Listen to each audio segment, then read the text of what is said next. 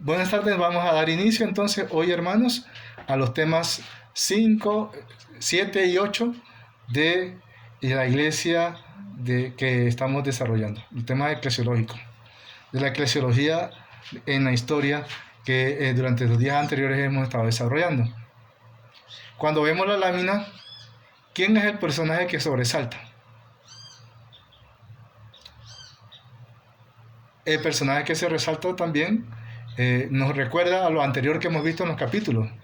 Hemos visto cómo la iglesia se ha jerarquizado, se ha centralizado y se sigue constituyendo cada vez más una alianza entre la iglesia y el apoyo que le dio Constantino al hacerla oficial la iglesia como iglesia del imperio.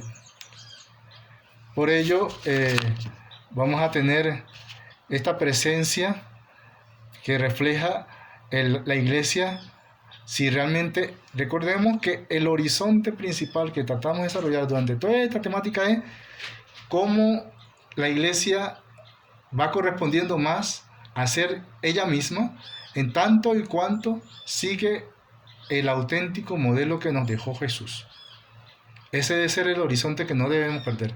La historia de la iglesia tiene un hilo conductor y es el legado de la misión de Jesús. Mientras más nos acercamos a ese legado, más nos acercamos a la iglesia auténtica que Jesús nos mostró con su vida, el caminar.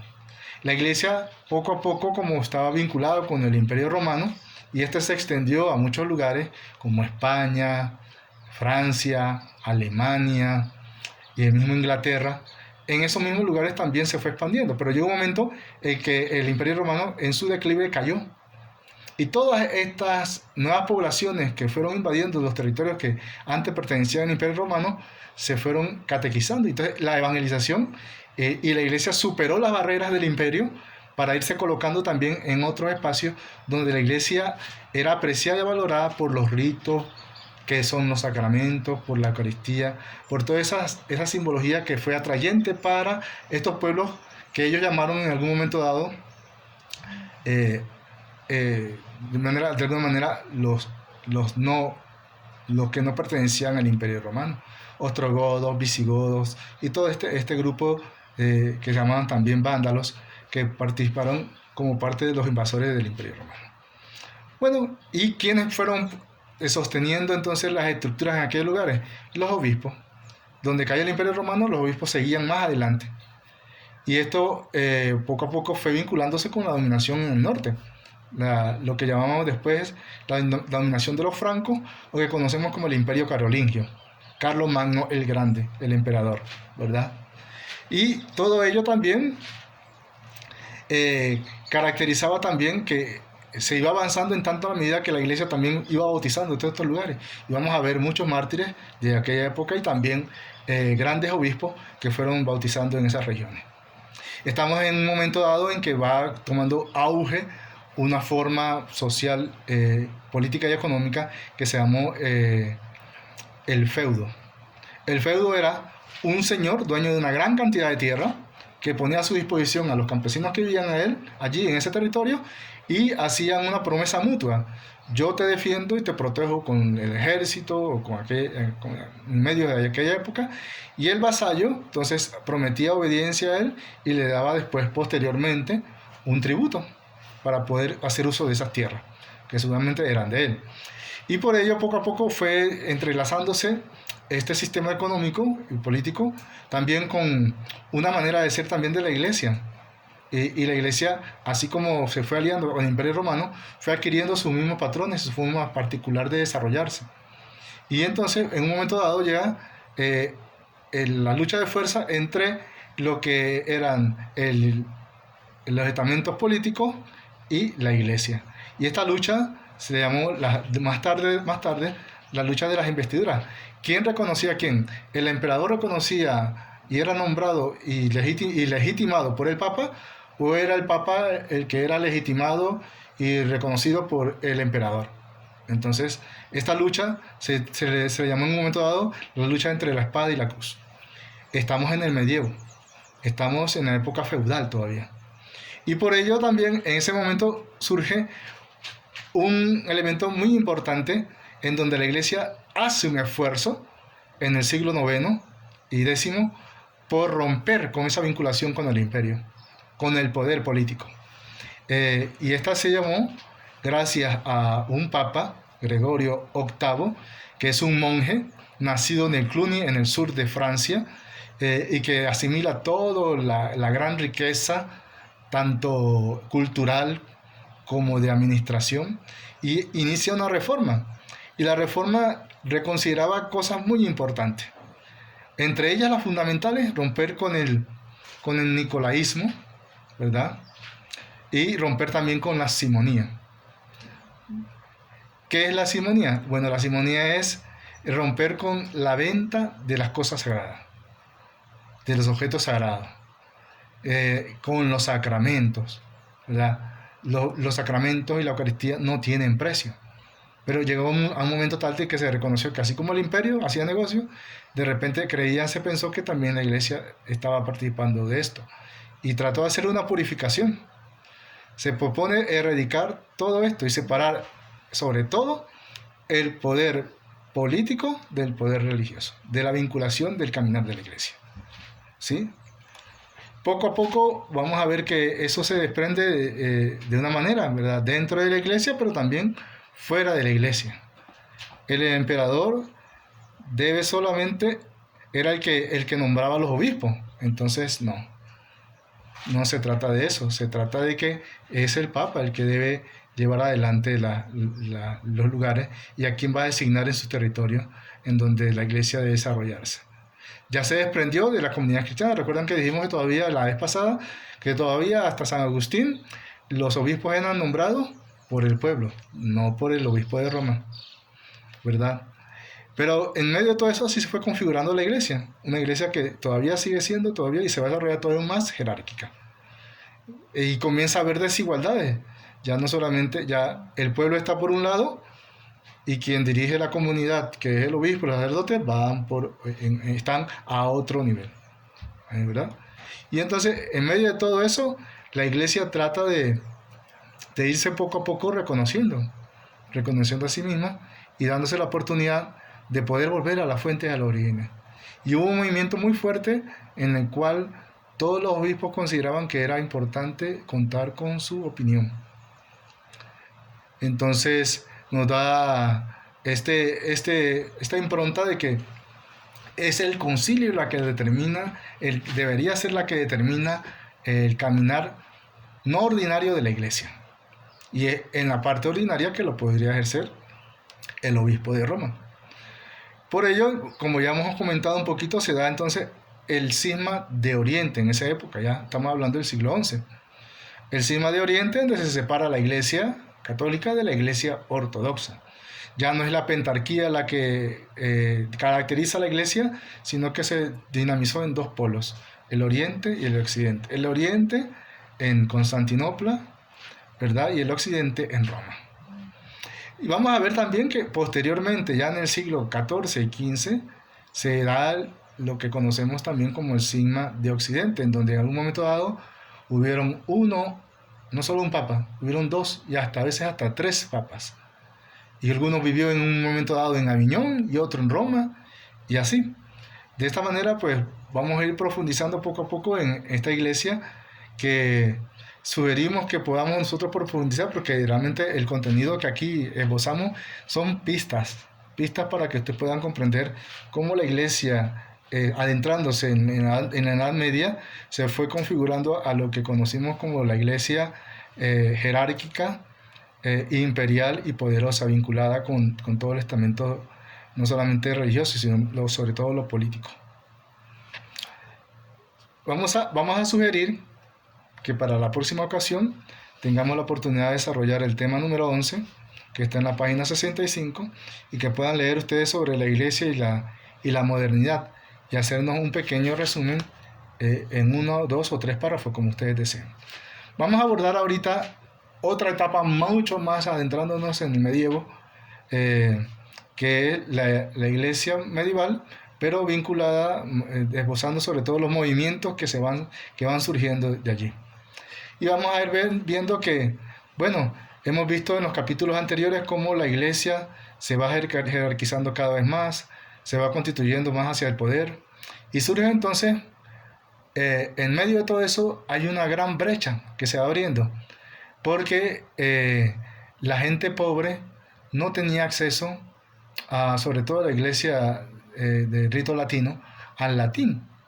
Y entonces, ¿qué sucede? Que llega un momento en que la gente sencilla y pobre no podía tener acceso al conocimiento o a las directrices que daba la iglesia, porque todo se hacía en latín. Y no toda la gente comprendía el latín. Estamos en lugares como en Francia, que poco a poco se va dibujando ya en Italia, en los diversos países, su lengua propia. Y entonces lo que llamaban el vulgo, o el lenguaje vulgar, que procede como fuente del latín, pero ya tiene sus particularidades. Entonces, eso fue haciendo que cada vez más el clero se fuera distanciando del conocimiento o de la cercanía a la palabra de Dios de la gente sencilla, de la gente trabajadora. Y eso va ocasionando entonces que surjan una búsqueda por tener acceso a la palabra de Dios. En aquella época no habían imprenta, entonces se tenían que transcribir texto por texto, libro por libro. Y eso se desarrolló principalmente ya en esta época en los monasterios, que había una sección de los monasterios que se dedicaban a hacer copistas o amanuenses. Iban escribiendo. ¿Se imaginan cuánto habrá costado para hacer una Biblia? ¿Cuántos meses o cuántos años? Porque las hacían, y algunas pedían que también se fueran haciendo con ilustraciones, con tintes de diferentes colores y con dibujos para que representara y se comprendiera mejor el texto que estaba escrito en latín. Entonces eso fue cada vez más haciendo difícil que la gente tuviera la posibilidad de tener una Biblia en su lengua que él pudiera comprender, porque no, la iglesia no lo permitía, todo estaba en latín. Entonces solo el que sabía era el padre, o los nobles que podían poder estudiar, pero la gente sencilla que no podía ir a la escuela, que no había escuela en aquella época, no tenía esas facilidades. Entonces, en esta época, en el tiempo feudal, surgen movimientos de laicos, laicos que desean participar también de esa riqueza. Y surge en ello un señor que vivió en el sur, nació en el sur de León, que se llamaba Pedro Baldo. Y él organizó un movimiento que se llamaron los pobres de León, y que hacían penitencia, que hacían ayuno. Él pidió que le transcribieran en su lengua una Biblia para poder leerla, y leyendo se hicieron sencillos, pobres, pero también persiguiendo al clero, rechazando al clero. Y entonces esto pues le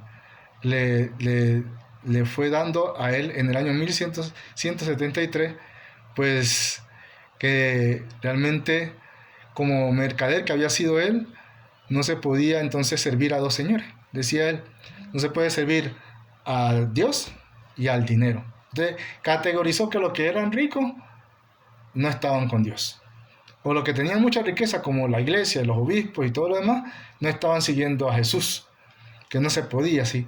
Entonces esto tarde que temprano lo transformó en un hereje, y le hizo fue que la iglesia le persiguiera. Surgieron otros movimientos como los humillados, cofradías que se organizaron en Italia por laicos también, que poco a poco fueron perdiendo esta obediencia al Papa.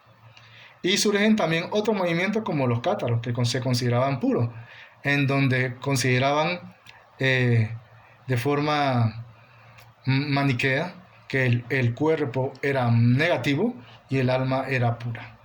En la cual entonces uno dice, pues sí, pero si somos los... Sí, pero entonces ellos querían destacar que las cosas que eran del cuerpo sensibles eran mundanas y no correspondían a Dios.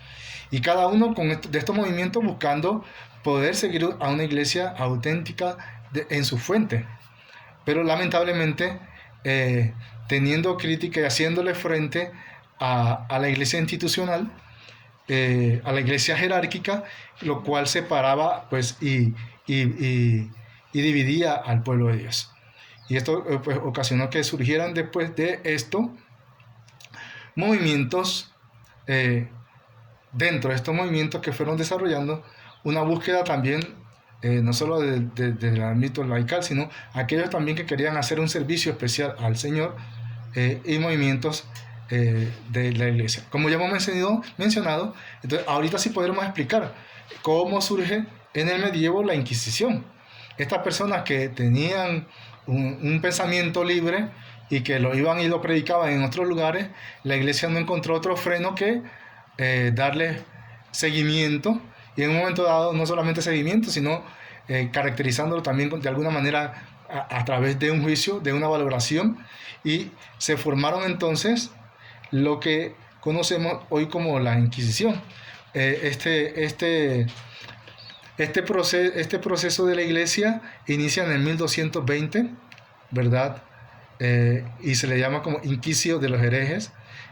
Lo fundó Gregorio IX, por cierto, un papa que conoció a Francisco porque fue su obispo. Y fundó él en el año de 1233 el Tribunal Eclesiástico, conocido como la Santa Inquisición después, lamentablemente. Fue encomendada a los dominicos en principio, y después se unieron otros, ¿verdad? Otras congregaciones, hasta que en el 1252 se autoriza que dentro del proceso de la Inquisición se implementen también los castigos o la tortura, ¿verdad? De estas formas, pues, vamos teniendo más claridad de cómo surgen estos movimientos y cómo surgen también la respuesta de la iglesia frente a las formas no correctas de entender la iglesia y los misterios de la fe dentro del caminar cristiano. Por ello van a surgir otros movimientos que quieren también hacerle a manera de predicación, al mismo estilo, frente a estos errores, corrigiéndolos ya no como la Inquisición, sino con la evangelización y el amor. Entre ellos surgen las órdenes mendicantes. Claro, entre las órdenes mendicantes de relieve surgen indiscutiblemente que Santo Domingo de Guzmán y San Francisco de Asís, pero hay otros movimientos más que son de la época. Los movimientos como por ejemplo los trinitarios, los mercedarios, ¿verdad? Que este grupo en particular, estos dos grupos en particular, trataban de rescatar aquellos que han sido presos en Jerusalén o en tierras musulmanas por ellos. Entonces ponían su vida en rescate para poder llevar adelante. Y bueno, surgen muchos otros movimientos que quizá algunos no del todo los tenemos bien claros.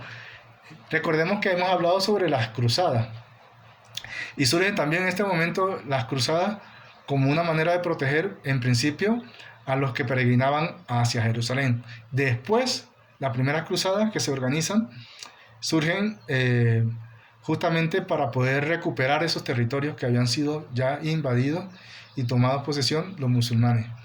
Y a raíz de eso, pues surgen otras órdenes como las órdenes militares, que algunas conocemos, ¿verdad? Como son, en principio, surgieron los cruzados, ¿verdad? Y después de los cruzados, que eran particularmente civiles, surge una orden religiosa que se llaman los templarios. Pero no sé, ¿pero por qué los templarios? Porque ellos son una orden religiosa militar. Y se llaman así porque son supuestamente los defensores del templo de Salomón. Y se originan como la orden del templo o del temple, y por eso se llaman templarios. Tratando de rescatar y recuperar ese lugar insigne como fue el templo de Jerusalén, el templo de Salomón, como ellos se caracterizan. Entonces ellos hacían voto igual que nosotros los religiosos: pobreza, castidad y obediencia, ¿verdad? Y fueron unos grandes administradores de aquella época. Entonces nos encontramos con estos movimientos que ya van caracterizando, ya adentrado en la Edad Media, de manera particular, esta forma religiosa. Recordemos que en las primeras comunidades cristianas, cuando el imperio hizo oficial su religión como la religión católica, mencionamos que aparecieron dos movimientos. En particular, el movimiento de los monjes que se retiraban al desierto a vivir apartados del mundo, una fuga del mundo, y también el movimiento de las que se consagraban, ¿verdad? Las mujeres que se consagraban al servicio de Dios, entonces se mantenían célibes, ¿verdad? De esta manera las vírgenes, que se llaman. Y ahora en el medievo surge nuevamente esta nueva búsqueda de una forma que diera respuesta evangélica al reino de Dios. Y por ello surgen los movimientos, o que nos llaman normalmente mendicantes. Mendicantes porque muchos de ellos no tenían grandes riquezas, entonces para poder sobrevivir trabajaban. Pero como decía San Francisco, vayan a trabajar. Y si no encuentran suficiente o no les pagan el salario, entonces pueden mendigar. Y por ahí viene el asunto de mendicante, porque muchos de estos movimientos pasaban de ciudad en ciudad sin conventos y sin una renta, que era lo que daba sostenimiento económico a los conventos.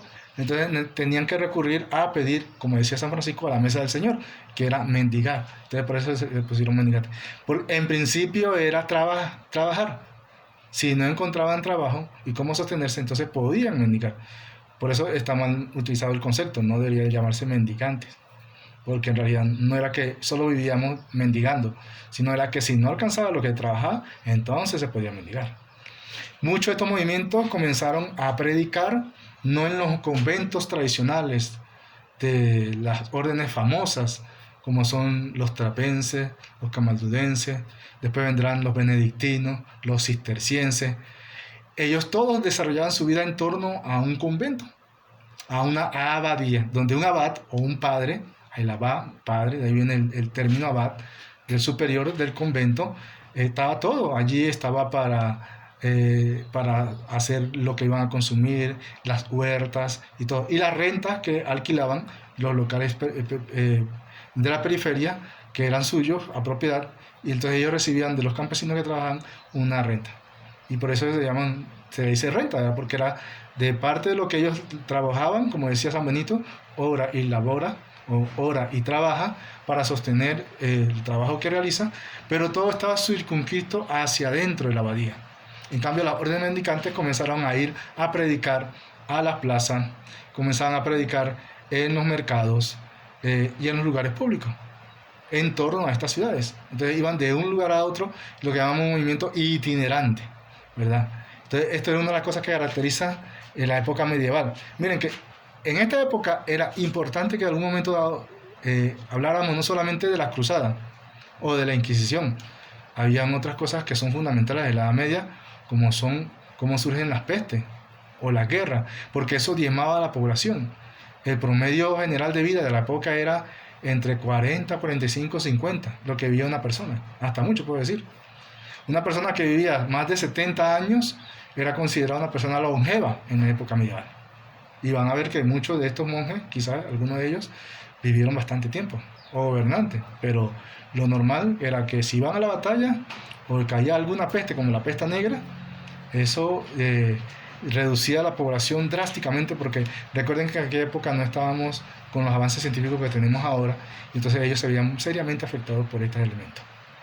Entonces, pues, esperemos que este pequeño esbozo, porque no hemos tratado ni tan siquiera hemos podido profundizar lo suficiente, nos dé una caracterización de cómo en medio de todo el devenir histórico la Iglesia siempre tuvo sus dificultades, sus distanciamientos de lo que realmente debería ser como Iglesia, pero también estos movimientos que le recuperaron gran parte del talante evangélico, y que podamos nosotros pues profundizar en aquello que para nosotros es importante. Feliz tarde.